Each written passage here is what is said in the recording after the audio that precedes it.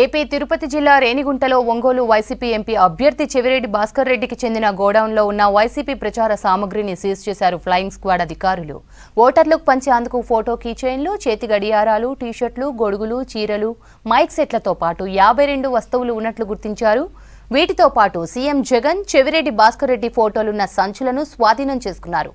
ఇప్పటికే కొన్ని నియోజకవర్గాలకు పంపిణీ చేసినట్లు తెలిపారు అధికారులు.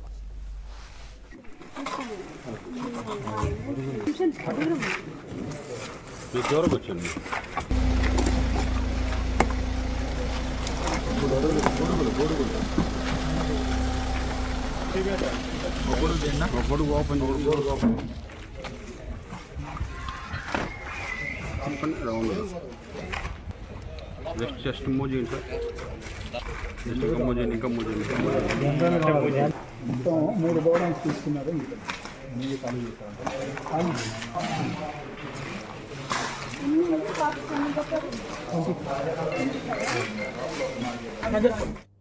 ఉన్నా కూడా అధికార పార్టీ ఆగడాలు రోజు రోజుకి ఎక్కువైపోతూ ఉన్నాయి. అలాంటి దగ్గర వైసీపీకి సంబంధించిన మెటీరియల్ మన ఓటర్లను ప్రలోభపెట్టడానికి ఫ్యాన్లు అయితేనేమి, కుక్కర్లు అయితేనేమి, ఇలా సామాగ్రి అంతా గోడౌన్లో ఉంది అని ఒక్క అధికారి కూడా, రిటర్నింగ్ ఆఫీసర్ గారు కానీ, ఎంఆర్ఓ గారు కానీ, రేణిగుంట ఎంపీడీఓ గారు కానీ ఎవరు కూడా దీనిపైన స్పందించలేదు.